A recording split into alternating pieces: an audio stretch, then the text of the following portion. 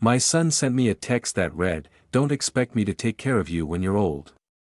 I have my own life and my own family." I replied with all the calm in the world. "That's fine." And the very next day, I changed my will. When he found out what I had done, he burst into my house in a fit of rage. "I'm glad you're here with me. Please listen to my story until the end. I spent 32 years building a life I was proud of. My wife Ruby and I raised our son Dante in a modest but comfortable house on the outskirts of Savannah. We weren't wealthy, but we were prudent. We saved, we invested carefully, and we paid off the mortgage early. When Ruby passed away 5 years ago from a sudden heart attack, I inherited everything we had built together. The house, her pension, and our investments. It wasn't a massive fortune, but it was enough to live comfortably and perhaps leave something meaningful behind when I was gone. Dante had always been a good son. Or so I thought.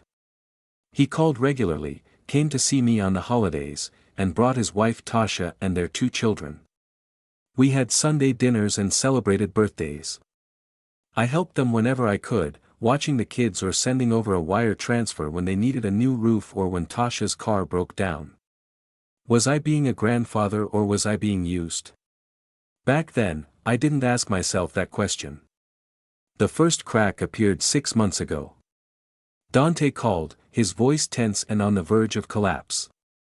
They needed $15,000, he said, for medical expenses. Tasha's mother had cancer, and the insurance wouldn't cover certain treatments. I didn't hesitate for a second. I transferred the money the next day, but something stuck in my mind.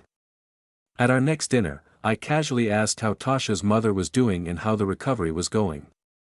She looked at me confused and asked, "Recovering from what?"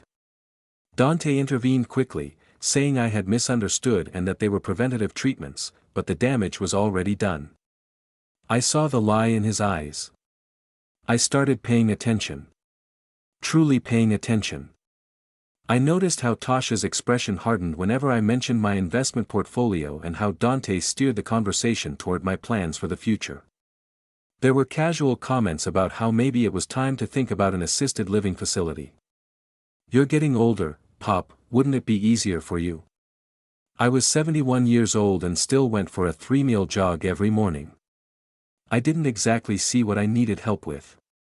Then came the message that changed everything. I was drinking coffee in the kitchen, the morning light streaming through the windows Ruby had picked out herself when my phone buzzed. It was Dante.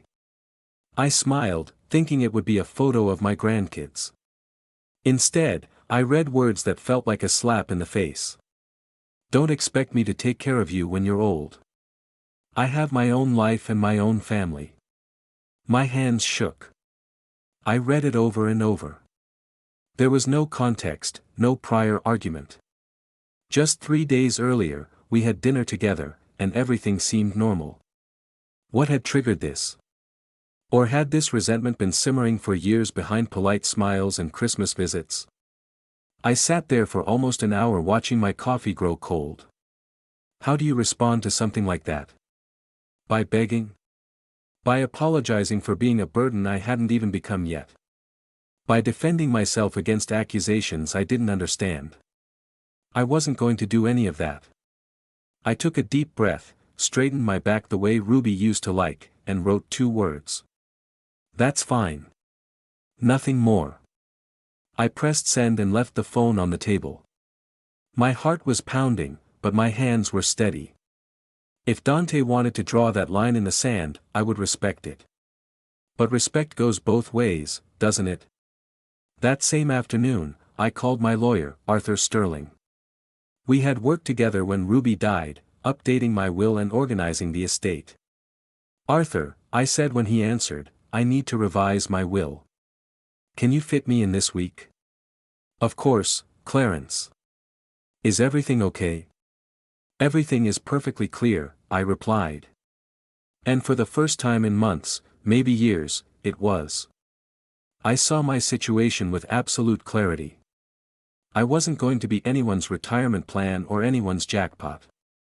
If Dante had his own life and his own family, then I had my own life and my own legacy to decide.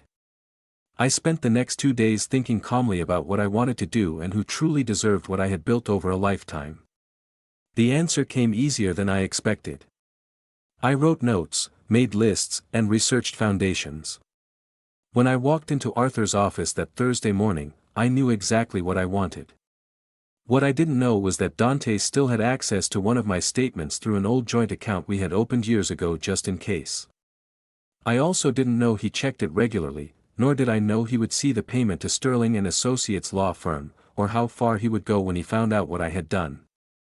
The meeting with Arthur didn't even last an hour. He didn't judge me or question my decisions. He simply listened, took notes, and promised to have the new documents ready for my signature in a week. Leaving his office, I felt lighter than I had in months. That was freedom, the power to choose your own path, even in death. I walked home through the same streets I always did, passing the park where I used to push Dante on the swings and the ice cream shop where we celebrated his graduation. The memories didn't hurt anymore. They simply existed, separate from the current reality. People change. Relationships evolve and sometimes they grow stronger. Other times they reveal they were built on foundations less solid than we believed. Back home, I made lunch and tried to stick to my routine, but my mind kept drifting back to that message. Don't expect me to take care of you when you're old. The cruelty of that sentence still stung. However, beneath the pain, something else began to grow. Curiosity. What had truly driven him? What did he really want? I pulled out my financial records and started looking at them with fresh eyes. There it was. $15,000 for Tasha's mother's treatment. Another $5,000 from 2 years ago for a supposed family emergency fund that ended up being a vacation. $3,000 here, $7,000 there. The amounts were small enough not to question at the time. I had never added them up. But seeing them all together, the pattern was undeniable. In 4 years, I had given them more than $47,000. Had it really gone toward what they said, or had I been financing their lifestyle while they waited for the real prize, my death? My phone rang. Dante. My stomach tightened. I let it ring 2, 3 times before answering. Hey, Pop. His voice was tense. We need to talk about what, son? I replied in a neutral, pleasant tone. About your meeting with the lawyer. What are you doing? So he knew. The old joint account. Of course. I had forgotten about that safety net we created when Ruby got sick. I had meant to close it after she died, but I kept putting it off. It was a lapse in judgment. I wouldn't make that mistake again. I'm just updating some documents, I said. Estate planning stuff. Nothing to worry about. Nothing. Pop. You can't change your will without talking to me. Something cold settled in my chest. I can't. It's my will, Dante. My assets to distribute as I see fit. After everything I've done for you, all the time I've spent looking after you. I almost laughed. Looking after me? I live alone. I manage my own house, my own finances, and my own life. What exactly have you taken care of, Dante? You know what I mean. I'm your son. I'm family. Yes, I said softly. You are. And family doesn't send messages telling their elderly father not to expect support or care. Silence. Then he muttered. I was angry. I didn't mean it. Of course you meant it, I interrupted. And I am respecting your wishes. You have your own life and your family. I have mine. Pop, don't do this. Don't be stubborn. Stubborn. He called me stubborn and soon he would add even worse words. I closed my eyes and counted to 5. I have to go, Dante. I have an appointment. Pop. I hung up. My hands were shaking again, but not from fear, from rage. I realized I had been manipulated for years by someone I had raised, loved, and sacrificed so much for. How long had I been nothing more than a bank account with a pulse to him? I needed a plan, not just updating the will that was already in motion.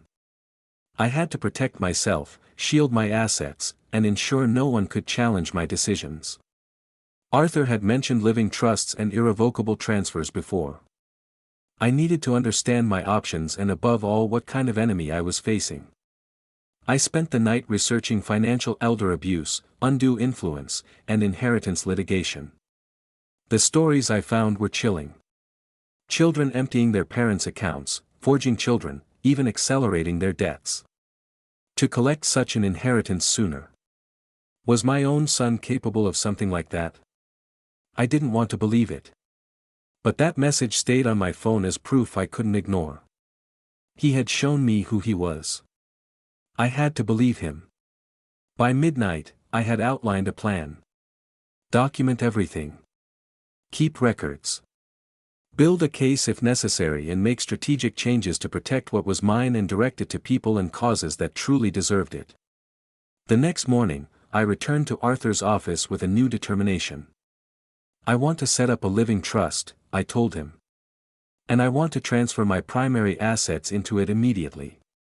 Arthur leaned back in his chair, looking at me over his glasses. Clarence, that's a big step.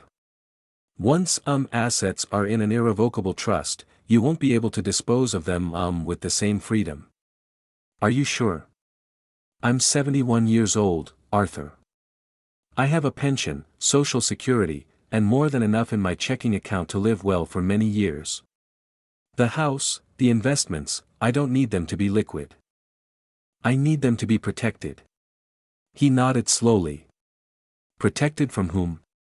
From anyone who tries to say I'm crazy or manipulated when I've made my final wishes clear. From my son, I finally said it out loud.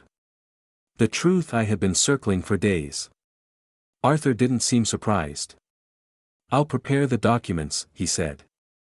But Clarence, this will take some time.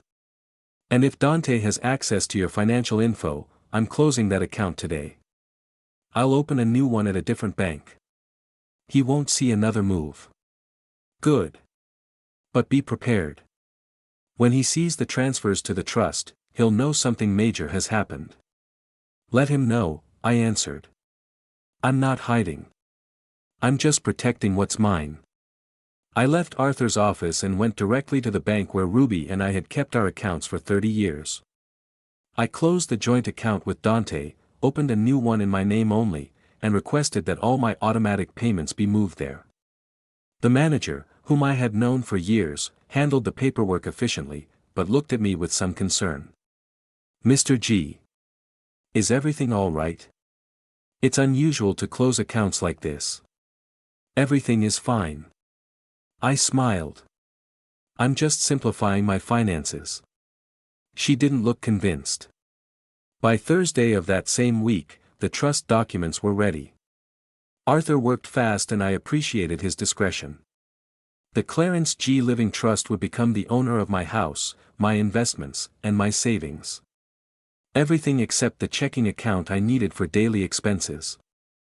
I chose the beneficiaries carefully: a scholarship fund at the university where Ruby had earned her degree, the animal shelter where we adopted our dog, the city's children's hospital, and a small legacy for my niece Kesha, who had always kept in touch without ever asking for a thing. Dante's name appeared nowhere.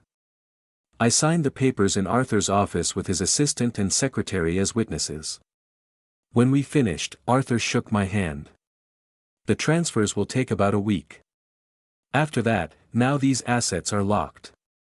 You won't be able to change the beneficiaries without undoing the entire trust. I understand, I said. That's exactly what I want. Thank you, Arthur. That night, Dante called again. I didn't answer. He called 3 more times. On the 5th, I finally picked up. Where have you been? He snapped, his voice thick with anxiety. I've been trying to get a hold of you for days. I've been busy, I replied calmly. What do you need, Dante? What do I need, Pop? Your bank account is gone. I tried to log in to check on your finances and it doesn't exist anymore. So, he was monitoring me regularly. That hurt like a physical blow. Not just the control, but the audacity. I closed it. I said it was time to reorganize my accounts. Reorganize. Pop. What's going on? First the lawyer, now this. Are you sick? Is something wrong? I'm fine. I said that concern a week ago would have touched me. Now I only heard the fear hiding behind it. The fear that the inheritance was slipping through his fingers. I'm perfectly fine, Dante. I'm just putting my affairs in order. It's what a responsible adult does. You're acting paranoid, Pop, he insisted. Who's putting ideas in your head? Who's telling you things about me? The only person who told me anything about you was you, I answered softly. Do you remember? Don't expect me to take care of you when you're old. I have my own life and my own family. I told you that was stress. I didn't mean it for real. Of course you did. And I am respecting your boundaries. You don't want the responsibility of caring for me. Perfect. That also means you don't get the benefits. What benefits? What are you talking about? Good night, Dante. I hung up before he could respond. My hands didn't shake this time. My heart didn't race. I felt serene, lucid. For the first time in my 71 years, I was putting myself first. And it felt like coming to the surface after being underwater for too long. 2 days later on a Saturday morning, I was in the garden pruning my roses when I heard a car screech to a halt in the driveway. A door slammed. Fast footsteps approached. I didn't even have time to stand up before Dante burst through the garden gate red with rage. Do you want to tell me what the hell you've done? He shouted. I set the shears down carefully and looked at him. Lower your voice. The neighbors can hear you. I don't care about the neighbors. I just talked to the bank. They told me you've transferred almost everything. Everything, Pop. Where is that money? In a trust. And it's none of your business. How is it none of my business? He stepped closer, towering over me. That money was supposed to be mine. Mom worked her whole life for that. Mom worked her whole life for us. I corrected him. For our family, for our life together. She's gone now and it's my money. Mine to do with as I see fit. You can't do this. I'm going to contest it. I'll prove you're not in your right mind. I stood up then, looking him in the eye. Try it. I have medical reports proving I'm in perfect health. I have witnesses that my decisions are conscious. I have documentation for every step I've taken. What do you have, Dante? A text message telling me not to count on you. He turned pale. You don't understand. We need that money. We've been counting on it for years. Why do you need it so urgently? I asked. What is so important? He didn't answer. He just held my gaze. And in that instant, I saw it all with brutal clarity. The calculation, the resentment, the ugly truth of what I had become to him. I wasn't his father. I was his retirement plan. Get out of my house, I said in a very low voice. And don't come back unless you're invited. He left. But I knew it wasn't over. I had crossed a line and Dante wasn't the type to accept defeat gracefully. I went inside and I locked the door and called Arthur. It started out, I told him. I need to know what legal protection I have. He moved quickly. By Monday morning, I had copies of all my documents stored in a safe at my new bank, digital copies on a secure cloud, and assigned a letter from him, describing my full mental capacity and the voluntary nature of all my decisions. He suggested one more thing, a formal letter to Dante putting my reasons in writing. If this goes to court, he explained, it helps to have a clear record of your reasoning. No emotion, just facts. I spent Tuesday afternoon in writing that letter. It was harder than I imagined. How do you explain to your own son that he's failed you without sounding bitter? How do you turn a betrayal into legal language? In the end, I kept it simple. Dante, let this letter serve as a record that I, Clarence G., being of sound mind, have decided to establish a living trust and designate beneficiaries according to my will. This decision is based on your express refusal to provide any kind of care or support for me in my old age, as you wrote to me on that day. I respect your right to prioritize your family. And I am exercising mine to prioritize my legacy. This is not a punishment. It is self-protection. I signed it before a notary at the bank. On Wednesday, Dante returned it. This time, accompanied by Tasha. I heard the car arrive around 2 o'clock in the afternoon. I was reading in the living room with a cup of cold tea on the table. When the doorbell rang, I thought about not opening it, but hiding would only delay the inevitable. On the porch, Tasha was wearing an expensive coat I was almost sure I had helped pay for with one of those emergency loans. Her smile was tight and measured. "Clarence, we need to talk," she said. "Can we come in?" "No," I replied. "We can talk here." "Pop, don't be ridiculous." Dante snapped. "I'm not being ridiculous. You came to my house without warning. You burst into my garden screaming. And now you expect hospitality. Say what you have to say from the porch." Tasha's smile cracked. "Fine. We're here because we're worried about you. Dante told me about the sudden changes you've made with the money, and frankly it concerns us. At your age, people can be vulnerable to scams, to manipulation. Are you suggesting I have been scammed?" "What we're saying," Dante intervened, "is that you're not thinking clearly. Pop, you've never made such impulsive decisions. Moving all your money, leaving us out." "I haven't left you out of anything you were entitled to," I replied. "You left yourselves out when you made it clear as I was a burden you didn't want." "I never said that." I pulled out my phone, opened the message, and showed it to him. "Read it again. Don't expect me to take care of you when you're old. I have my own life and my own family. Your words, Dante." Time-stamped. Saved. Tasha's eyes widened. She looked at Dante. "You sent that?" He flushed. I was angry.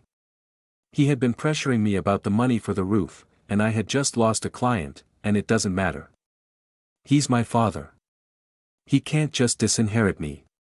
"Actually," I said calmly, "I can, and I already have. Not out of spite, Dante, but out of self-respect. You made it very clear what our relationship meant to you. I'm just honoring that."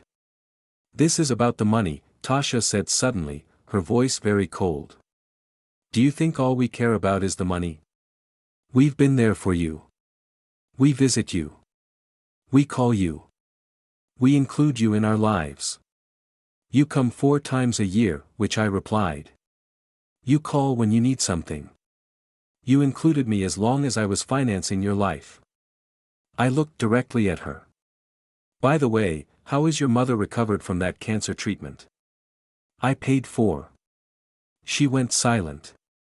Dante grabbed her arm. "We don't have to listen to this. Pop. You have a week to think it over.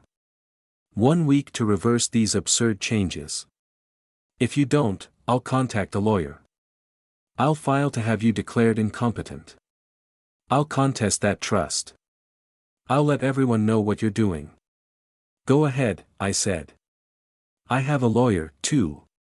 A very good one. And I have documentation. You won't be able to fight. Medical reports, witness statements, a history of your attempts to take advantage of me.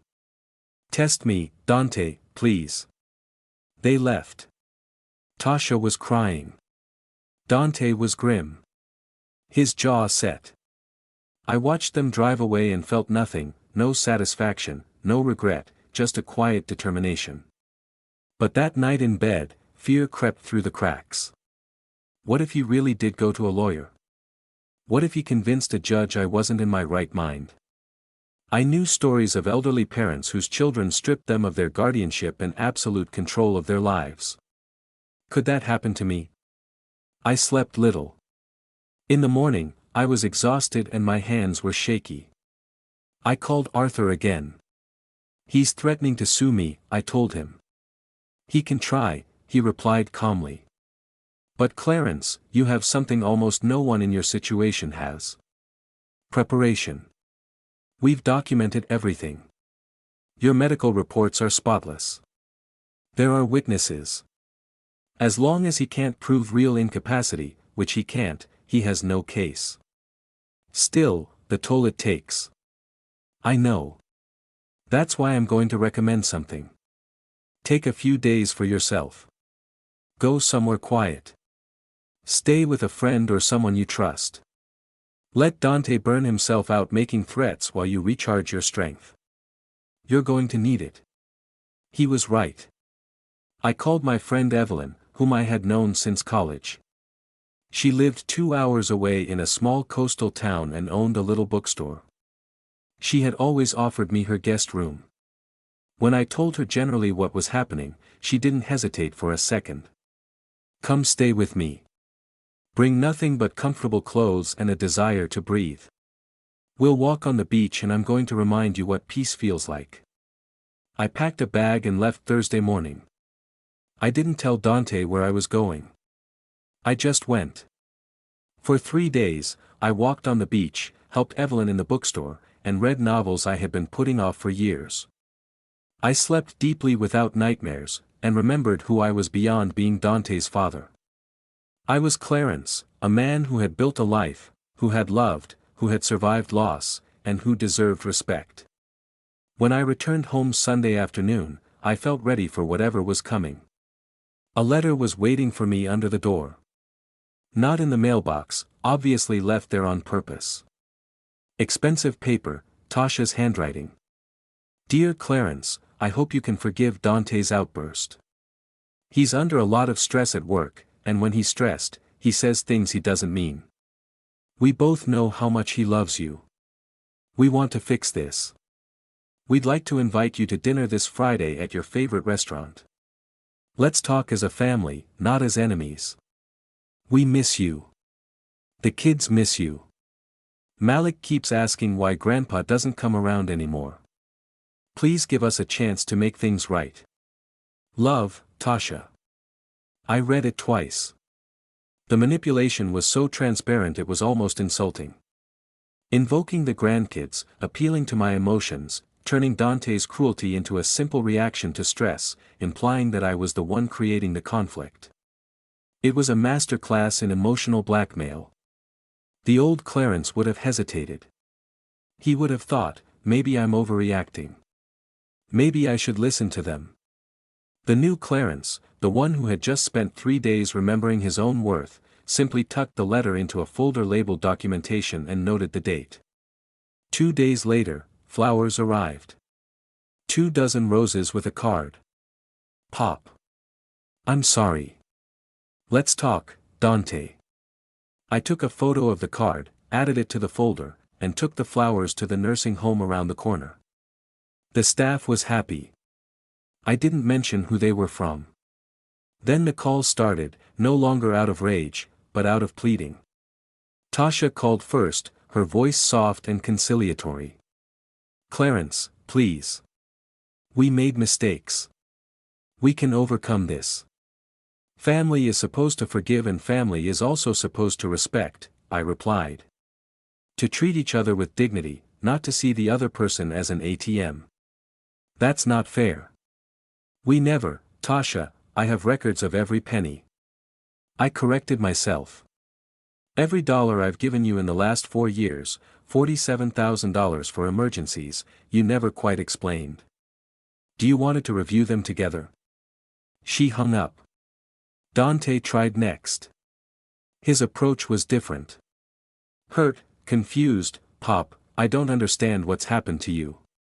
You've changed. You're not the person who raised me anymore. You're right. I said, the person who raised you was a doormat. Someone who put everyone else's needs above his own dignity. That's not me anymore. Is that it? Pop. Please, let's just have dinner once.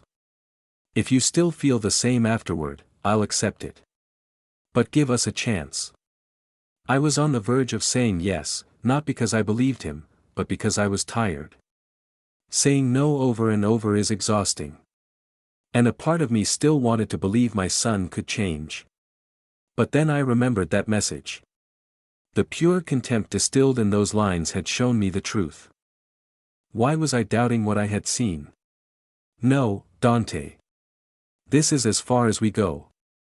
You made your choice. I'm making mine. You're going to regret this. He threatened. Silence.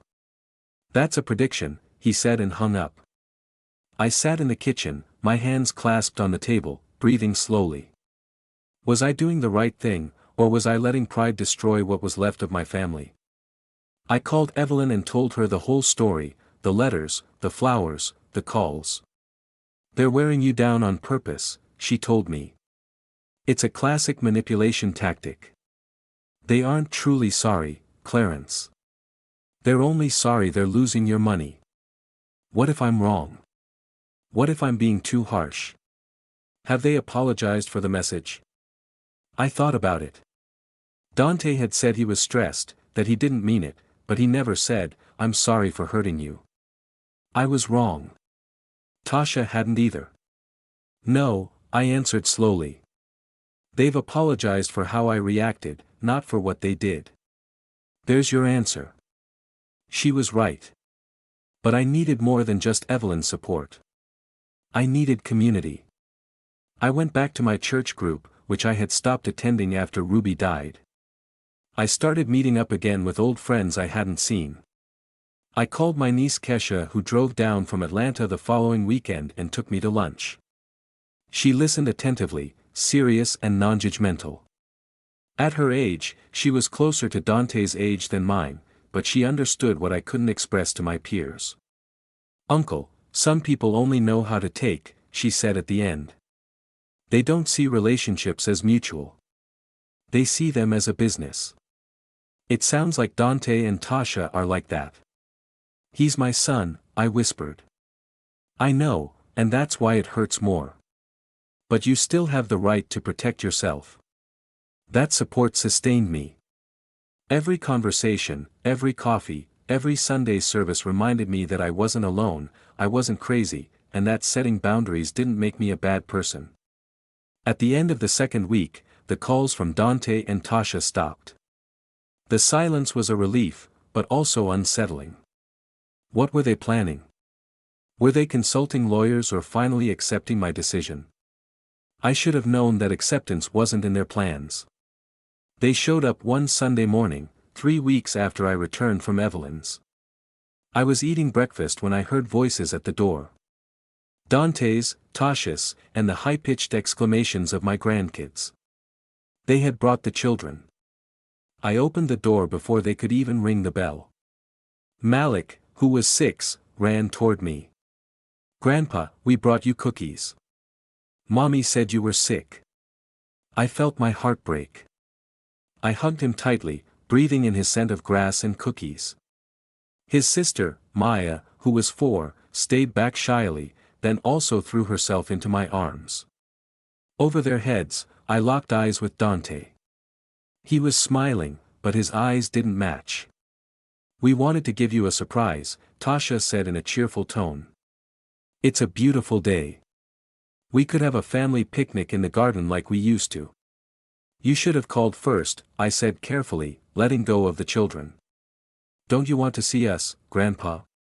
Malik asked, confused and hurt. What was I supposed to say? That yes, I wanted to see them, but not as a pressure tool.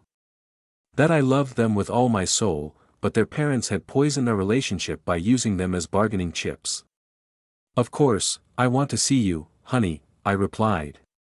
But adults should always call before coming over. We called you, Dante insisted. You didn't answer.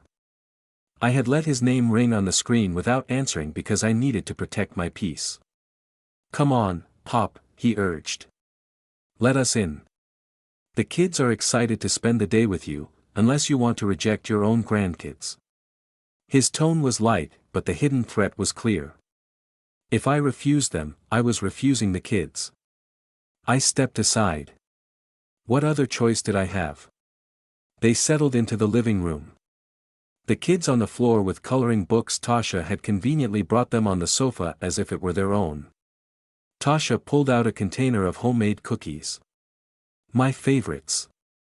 Dante commented on how well maintained the house was, how valuable it must be, and how much the area had gone up in price. Every word was calculated. "We've been thinking about all this," Tasha said after 20 minutes of awkward small talk. "And we wanted to ask for your forgiveness." "Yeah," Dante added. "We handled it really badly. I never should have sent that message. I was frustrated with work, with the stress over money, and I took it out on you. I'm sorry." It sounded rehearsed, and the kids were just a few feet away, oblivious, coloring. I was supposed to believe this was sincere. "What exactly do you regret?" I asked. Tasha blinked. "Hurting you. Making you feel like you don't matter to us." "But do I matter to you, or is it my money that matters?" Dante's jaw tightened. "That's not fair. You've called me incompetent. You've threatened to sue me. And now you're sitting in my living room expecting me to dissolve my trust because you brought the kids and some cookies." "We're trying to make things right," Tasha said, her voice losing its sweetness. "To bring the family back together. You're the one making it impossible." I stood up slowly. "I was the one who set a limit after you. Dante wrote to me that I shouldn't count on you. I was the one who protected his assets after years of unclear emergencies that drained my savings. And I am the problem." "Lower your voice," Dante whispered. "The kids are right there. Then maybe you shouldn't have brought them into this conversation." Tasha stood up abruptly. "Malik, Maya, go out to the garden to play. Grandpa has a beautiful garden." The kids ran out happily, understanding nothing. As soon as the door closed, Tasha's mask fell off. "Let's stop the theater," she said coldly.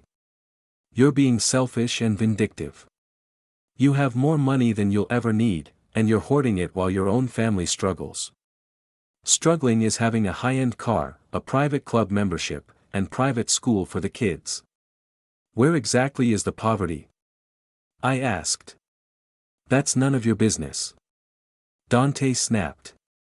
"But my money is your business, right? We're your family after everything we've done for you. Name one single thing you've done for me in 5 years that didn't have your future inheritance as a motivation." I challenged. They didn't know what to say. The silence was devastating. "This is what's going to happen," Dante said finally, his voice low and dangerous. "You're going to call your lawyer. You're going to cancel that trust. You're going to restore our inheritance, and you'll do it before the end of the month." "And if I don't?" I asked. "Or you won't see your grandkids again." Tasha answered calmly as if she were commenting on the weather. "We'll move if we have to. We'll tell them you didn't want to see them, that you chose money over family." I felt as if I'd been hit in the stomach. My grandkids. The idea of never seeing Malik's gap-toothed smile again, of not hearing Maya's off-key little voice singing took my breath away. But even through the pain, I recognized the maneuver, the ultimate weapon. They were willing to sacrifice their own children's relationship with me just to get money. "Get out," I said in a low voice. "Pop, out of my house right now.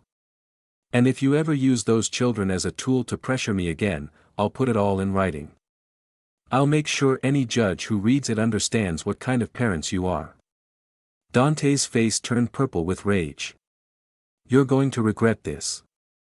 I promise you the only thing I regret is not seeing who you really were years ago." They left, dragging the kids from the garden almost without saying goodbye. I managed to hear Malik ask, "But Grandpa, before his voice was lost behind the slamming door. I stood there staring into space, shaking all over. I just lost my grandkids. Truly, Dante would carry out his threat. The mere thought made me so sick I ran to the bathroom and vomited bile. But beneath the fear, something else burned. Fury. How dare they? How dare they use those children as pawns? I wasn't going to give in. I couldn't, because if I did, what message was I sending them? That they could manipulate me? That threats worked? That they could treat me however they wanted as long as they held the kids hostage? No way. I called Arthur. They just threatened to prevent me from seeing my grandkids if I don't revoke the trust. He answered without hesitation. Note it all down. Write down literally what was said. If they actually follow through, we might be able to use AIA in the future for visitation issues or even custody. The word custody made my pulse quicken. But he was right. This was no longer just a family spat. It was a war. And wars are won by being smarter, not just tougher. 3 weeks later, the letter from Dante's lawyer arrived. It wasn't Arthur, but a firm from downtown famous for aggressive family litigation. Mr. Galt, our client, Dante Galt, has requested our services to review your situation of mental competency and your recent financial decisions made under possible coercion or diminished capacity. We respectfully request that you submit to an independent psychiatric evaluation. I read it calmly, sitting in my kitchen with my coffee. So, that was the next step. Fine. I called Arthur. They're going for incompetence. They want a psychiatric evaluation. Perfect, he said almost cheerfully. Clarence, you are one of the most lucid people I know. You're going to pass any test they put in front of you and their case will fall apart. But we have to be strategic, accept the evaluation, but we insist it be done by someone from a list approved by the court. We control the process. A week later, I was sitting across from Dr. Patricia Sinclair, a forensic psychiatrist specializing in capacity cases for seniors. Professional, meticulous, and impossible to impress with sentimental stories. For 3 hours, she asked me about my life history, my education, my financial decisions, and my relationship with Dante. She gave me memory tests, logic puzzles, and cognitive assessments. She reviewed my medical reports and interviewed my doctor. When we finished, she made some notes and looked directly at me. Mr. Galt, I will send my formal report to the court, but I can tell you this. There is absolutely no evidence of cognitive decline, diminished capacity, or undue influence. Your decisions, though unusual from the perspective of family dynamics, are rational and well-founded. Thank you, I replied. And off the record, she added, I've seen this pattern many times. Adult children who have positioned themselves as natural heirs react very poorly when parents exercise their autonomy. What you're experiencing is a form of financial elder abuse. They are trying to force you to give in. Her words put a name to something I had only felt as a knot in my stomach. The capacity hearing was set for November 15th in a gray family court that smelled of old wood and nerves. Dante and Tasha sat on the other side with their lawyer, a man with slicked back hair in an expensive suit. They didn't look at me. I sat with Arthur in my best suit, my hair neat, and my hands steady. Dante's lawyer spoke first. He painted a picture of a widower made vulnerable by grief, isolated, and fragile, making erratic decisions without consulting his only family. He hinted that Arthur had influenced me. He suggested the onset of dementia. Arthur listened to it all, impassive. Then Dr. Sinclair took the stand and demolished his narrative in 15 minutes. She detailed my perfect scores on cognitive tests, my total understanding of my financial situation, and my ability to explain the logic behind every move. She mentioned that I managed my house alone, drove, had an active social life, and showed no trace of decline. In fact, she said, looking at the judge, Mr. Galt presents a level of logical reasoning and financial literacy above the average for his age group. His decisions, while emotionally difficult for some family members, are completely coherent and autonomous. Dante's lawyer tried to recover. But doctor, isn't it unusual for a father to completely disinherit his only son? Unusual perhaps, but it is not a criterion for incapacity. Mr. Galt has clear documented reasons for his decisions. Whether those reasons please his son or not is irrelevant to his mental capacity. The judge, a woman in her 60s, looked at Dante over her glasses. Mr. G, did you send a message to your father that read, and I quote literally, "Don't expect me to take care of you when you're old. I have my own life and my own family." Dante turned red. I was angry. He was pressuring me with the money issue. And so you were angry about money. And now you're angry because he's disposing of his money according to his wishes and not yours. It's not that simple. It seems quite simple to me. The judge retorted. Then she turned to me. Well, Mr. G, did anyone force you to make these financial decisions?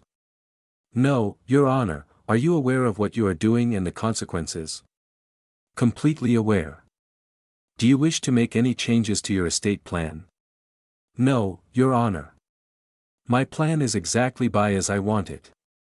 The judge struck the table with her gavel. The petition for incapacity is dismissed. Mr. G is in full possession of his faculties and has every right to manage his estate as he sees fit. Case closed. Dante's lawyer gathered his papers in a hurry. Tasha looked in shock. Dante, on the other hand, looked at me with pure hate. In the hallway, he grabbed my arm. This isn't over. Arthur stepped instantly. Mr. G. This could be considered harassment. I would recommend you step away. Dante let go but leaned toward me. You're making a mistake, old man. When you're old, sick, and alone, don't come crying. I looked at him, truly looked at him, and saw a stranger. When had I lost my son? Or had he never been who I thought he was? Dante, I said in a low voice. I won't be alone. I have friends. I have community. And I have respect for myself. What do you have besides greed? He turned and walked away without responding. I should have felt victorious. I won. But all I felt was emptiness. Arthur put a hand on my shoulder. You did the right thing. Then why does it hurt so much? Because love and betrayal can coexist. He's still your son. You have the right to grieve that. I nodded, not trusting my voice. But as we stepped out of the courthouse into the autumn light, something changed inside me. The doubt was gone. The guilt was gone. Only clarity remained. I had won. And I didn't plan on stopping there. 2 months after the hearing, I received a certified letter from the mortgage bank for Dante and Tasha. They had missed 3 months of payments. The bank was starting the foreclosure process. How did I find out? Because they had listed me as an emergency contact years ago and never bothered to update it. That's how I knew they were in serious financial trouble. The luxury car, the private school, the lifestyle, it was all built on debt. And they had been counting on my inheritance for years to plug the hole. A part of me felt a pang of pity. They had children. Malik and Maya didn't deserve to suffer for their parents' bad decisions. But I remembered Tasha's cold threat. You won't see your grandkids again. I remembered Dante's hate in the courthouse hallway. I remembered the years of manipulation disguised as need. I made a decision. I called a private investigator, a retired cop Arthur recommended for inheritance matters. I want you to investigate my son's finances, I told him. I want to know where the money went, what they spent it on. I want documentation. What he found was chilling.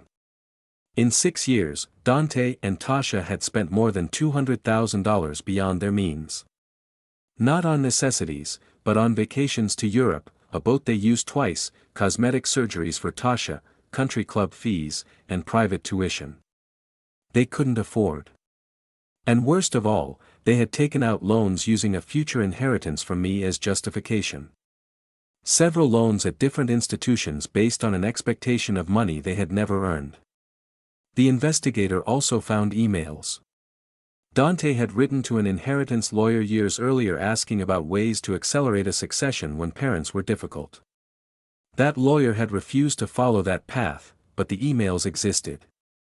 Sitting in Arthur's office reading it all, I felt nauseated.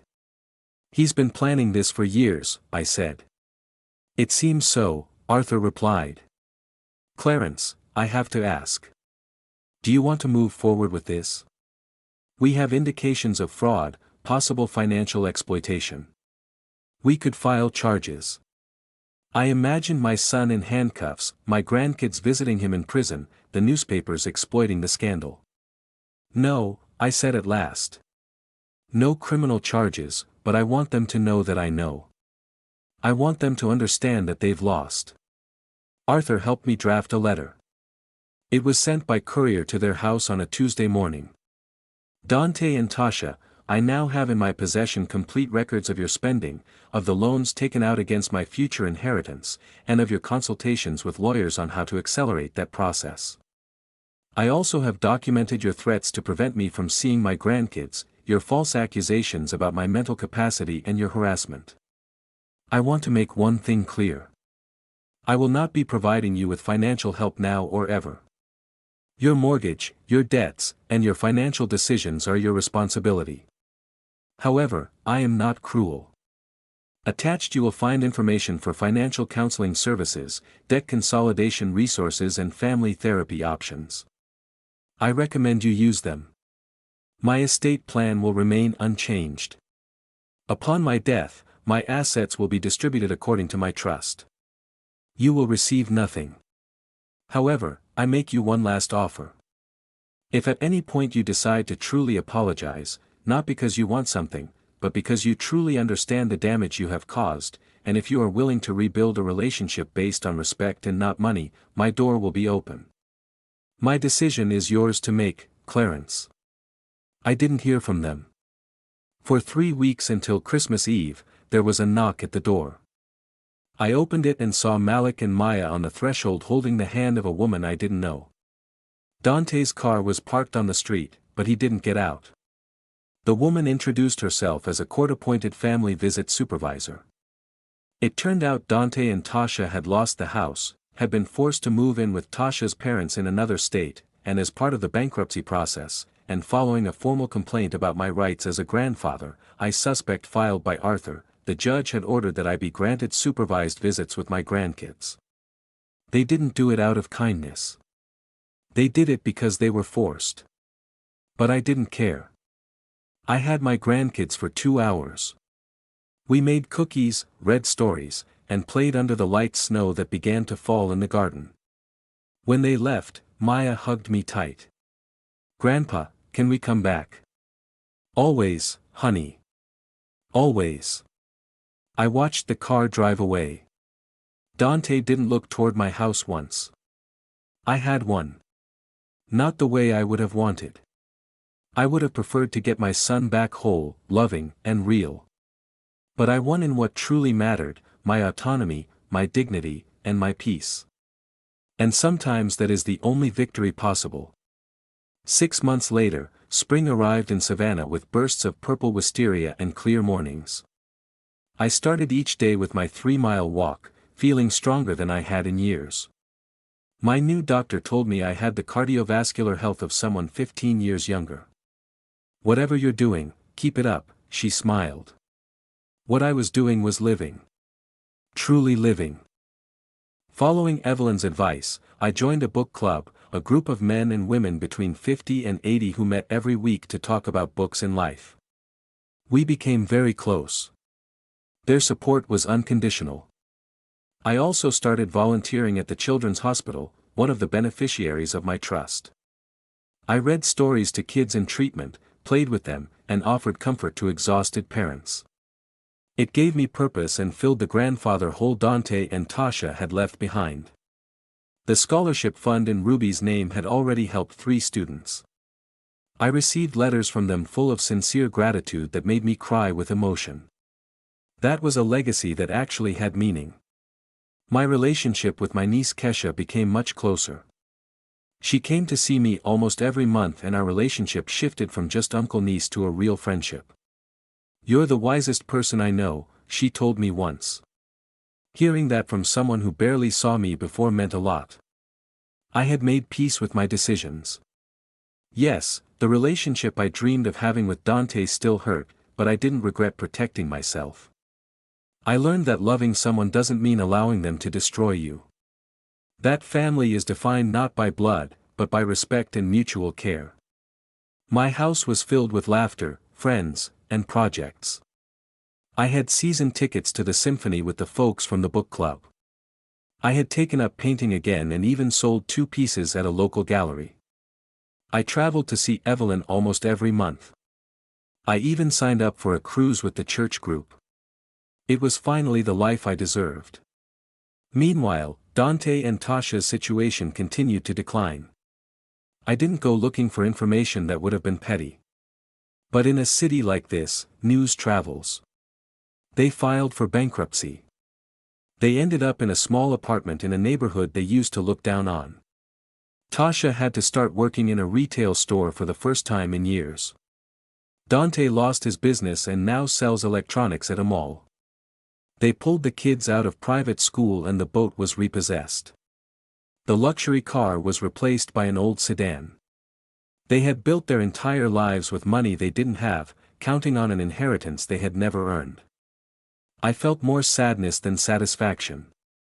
It saddened me that they had wasted years chasing status instead of building real relationships. It pained me that my grandkids suffered the consequences of their parents' greed. But I learned something fundamental. You can't save people from themselves. You can only protect yourself and build a life worth living. The supervised visits with Malik and Maya continued monthly. "Why don't we see you more, Grandpa?" Malik asked at the last one. "Because sometimes adults make decisions that hurt the people they love," I told him. "But I want you to know something. I will love you always. Always, and whenever you need me, I'll be here." When they turn 18, each fool will find a letter waiting for them explaining everything, offering them help with their studies, and assuring them they were always loved.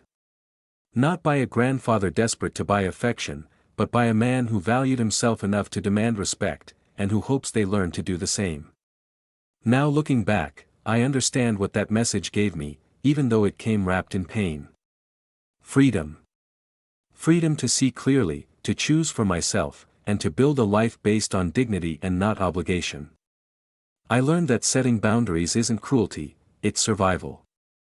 That you can love someone and still refuse to be manipulated. That true family is built with respect, not just blood. My legacy isn't in an account someone inherits. It's in the students who will be able to study, in the sick children who will receive comfort, and in the relationships I built on mutual care. I'm really glad you're here and that I could share my story with you. If you liked it, show me by liking the video and subscribing to my channel. Let's see how many of us there are. Write in the comments which city you're watching from and what time it is. I'm so curious to know where all you wonderful people are tuning in from. If you want to support me a little extra, you can also send a small donation. I share new life stories for you every single day. And now 2 of my most popular stories will pop up on the screen so you can choose what to watch.